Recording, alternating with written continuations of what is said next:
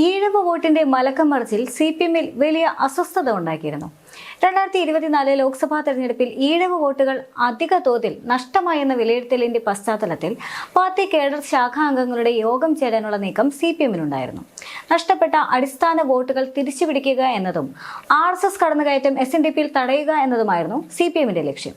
ഇതിനെ സംബന്ധിച്ച ചർച്ചകൾ CPM-ൽ സജീവമായിരുന്നു. എന്നാൽ സംഭവവുമായി ബന്ധപ്പെട്ട് ആലപ്പുഴ ജില്ലാ കമ്മിറ്റിയിൽ ഉയർന്ന വാദം തീർത്തും വ്യത്യസ്തമാണ്.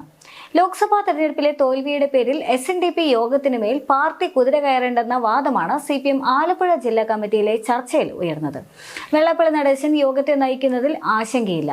നവോത്ഥാന പ്രസ്ഥാനമെന്ന നിലയിൽ യോഗത്തിന്റെ സംരക്ഷണം ഓരോരുത്തരുടെയും ഉത്തരവാദിത്തമാണെന്ന് യോഗം വിലയിരുത്തി. കഴിഞ്ഞ ദിവസം നടന്ന ജില്ലാ കമ്മിറ്റി യോഗത്തിലാണ് SNDP വിഷയം വിശദമായി ചർച്ച ചെയ്തത്. സംസ്ഥാന കമ്മിറ്റി അംഗീകരിച്ച റിപ്പോർട്ടിന്റെ അടിസ്ഥാനത്തിലായിരുന്നു ഇത്. കേന്ദ്ര കമ്മിറ്റി അംഗങ്ങളായ TM Thomas Isaac, CS Sujatha, സംസ്ഥാന സെക്രട്ടേറിയറ്റ് അംഗം സജി ചെറിയാൻ, ജില്ലാ സെക്രട്ടറി R നാസർ തുടങ്ങിയവർ യോഗത്തിൽ പങ്കെടുത്തു. തെരഞ്ഞെടുപ്പ് തോൽവിയുടെ പശ്ചാത്തലത്തിൽ SNDP യോഗ നേതൃത്വത്തിനെതിരെ CPM സംസ്ഥാന സെക്രട്ടറി അടക്കം രംഗത്ത് വന്നിരുന്നു. BDJS BJPയുടെ റിക്രൂട്ട്മെന്റ് ഏജൻസിയായി പ്രവർത്തിക്കുന്നുവെന്നും അത് SNDP നേതൃത്വം പ്രോത്സാഹിപ്പിച്ചുവെന്നും MV ഗോവിന്ദൻ പറഞ്ഞു. SNDPയെ BJPയിൽ കെട്ടാൻ ശ്രമിക്കുന്നുവെന്ന് അദ്ദേഹം പറഞ്ഞിരുന്നു. മാത്രമല്ല, ചാതുർവർണ്ണ വ്യവസ്ഥയിലേക്ക് SNDPയെ പോകാൻ അനുവദിക്കില്ല എന്നും SNDP ചാതുർവർണ്ണയത്തിന് പുറത്താണെന്നും MV ഗോവിന്ദൻ പ്രതികരിച്ചിരുന്നു. എന്നാൽ അതിനുശേഷം CPM-ന്റെ സംസ്ഥാന സെക്രട്ടറിയായ MV ഗോവിന്ദനെതിരെ SNDP യോഗം ജനറൽ സെക്രട്ടറിയായ വെള്ളാപ്പള്ളി നടേശൻ പിന്നീട് രംഗത്തെത്തിയതും ശ്രദ്ധേയമായി. ദിവസവും SNDPയെയും എന്നെയും കുറ്റം പറയുന്നുവെന്നും അത് ഒരാൾ മാത്രമാണ് ഇങ്ങനെ ചെയ്യുന്നതെന്നും വെള്ളാപ്പള്ളി നടേശൻ പറഞ്ഞു. അറിയാത്ത പിള്ള ചൊറിയുമ്പോൾ അറിയുമെന്നും വെള്ളാപ്പള്ളി പറഞ്ഞിരുന്നു. SNDPയുടെ ശക്തി ബലപാടിലെ CPM നേതാക്കൾക്ക് ചിലപ്പോൾ അറിയില്ലായിരിക്കും. എന്നാൽ പിണറായി വിജയന് നന്നായി അറിയാമെന്നും വെള്ളാപ്പള്ളി നടേശൻ പറയുന്നുണ്ട്. ഗോവിന്ദൻ മാഷിന് അറിയില്ല SNDPയുടെ ശക്തിയെന്നും തെരഞ്ഞെടുപ്പ് തോൽവിയിലാണ് SNDPയെ വിമർശിക്കുന്നതെന്നും അദ്ദേഹം പറഞ്ഞിരുന്നു. വള്ളം മുങ്ങാൻ പോകുന്നതിന് എന്തിന് SNDPയെ പിടിച്ച് വെള്ളത്തിൽ ഇടുന്നുവെന്ന് വെള്ളാപ്പള്ളി നടേശൻ ചോദിച്ചു. എന്നാൽ മൂന്നാം തവണയും CPM തന്നെ ഭരിക്കുന്നുവെന്ന വെള്ളാപ്പള്ളിയുടെ വാക്കുകൾ ഏറെ ശ്രദ്ധ നേടിയിരുന്നു. SNDPയുമായി ഇടയുന്നത് CPM-ന് അത്ര ഗുണകരമാവില്ല, വലിയ വില നൽകേണ്ടി വരുമെന്നും അദ്ദേഹം പറഞ്ഞിരുന്നു. ഇനിയിപ്പോൾ മൂന്നാം ഊഴവും പിണറായി സർക്കാർ തുടരും എന്ന കാര്യത്തിൽ എനിക്ക് സംശയമില്ല. കാരണം മറ്റൊന്നുമല്ല, ഈ ശൈലി മാറ്റം അദ്ദേഹത്തിന് ഓരോരുത്തർക്കും ഓരോ ശൈലിയാണ്. നയനാർക്കൊരു ശൈലിയായിരുന്നു, കരുണാകരൻ അദ്ദേഹത്തിന് വേറെ ശൈലിയായിരുന്നു, നയനാർക്കൊരു ശൈലിയായിരുന്നു, നമ്മുടെ VS-ന് ശൈലിയായിരുന്നു. അദ്ദേഹത്തിൻ്റെ ശൈലിയുമായിട്ട് ജനങ്ങൾ താതാത്മ്യപ്പെട്ടു പോയി. അത് മാറ്റാനോ സാധിക്കില്ല. ഓരോരുത്തരും വളരുകയും ചെയ്ത ആ സാഹചര്യം അനുസരിച്ചാണ്. എന്നാൽ മൂന്നാമതും ഊഴത്തിനും ഇടതുപക്ഷത്തിന് അവസരമുണ്ട് എന്ന് ഞാൻ പറയാൻ കാരണം, കഴിഞ്ഞപ്പോൾ ഉണ്ടായ ഒരു പരാജയം എന്താണ്? പാർലമെൻറ്റിൽ. ആ പാർലമെൻറ്റിലുള്ള പരാജയത്തിന് കാരണം എന്താണെന്ന പാർട്ടി പഠിച്ചൊരു പരിഹാരം കാണണം.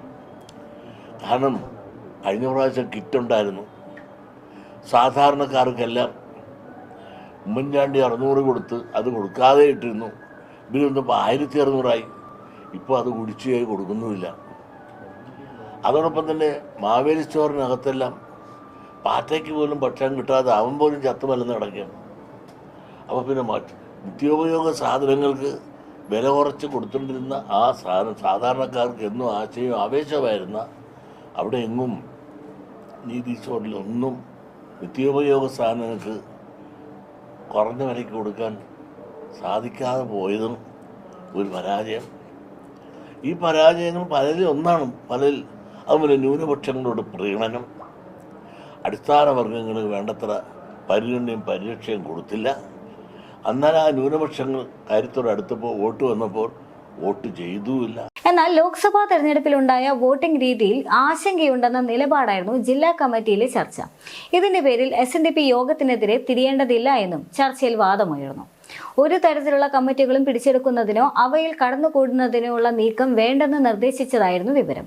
പാർട്ടിയുടെ ആരും ശാഖായോഗങ്ങളിൽ കടന്നു കയറാനും ശ്രമിക്കേണ്ട, അതേസമയം ശാഖായോഗങ്ങളിലടക്കം RSS കടന്നുകയറ്റത്തെ ജാഗ്രതയോടെ കാണുകയും വേണം. ഇതിനുള്ള അവസരം ഉണ്ടാക്കരുതെന്ന മുന്നറിയിപ്പുകളും കീഴ്ഘടകങ്ങൾക്ക് നൽകും. BDJS-ന്റെ പേരിൽ SNDP യോഗത്തിൽ കടന്നു കയറാൻ RSS ശ്രമിക്കുന്നുണ്ട്. കടന്നുകയറ്റത്തിന് അവസരമില്ലാത്ത തരത്തിലാണ് യോഗ നേതൃത്വത്തിന്റെ നിലപാട് എങ്കിലും RSS നീക്കം കരുതിയിരിക്കണം. അതിനായി ശാഖായോഗങ്ങളുമായി നേതാക്കളുമായി നല്ല ബന്ധവും സഹകരണവും ഉണ്ടാകണം.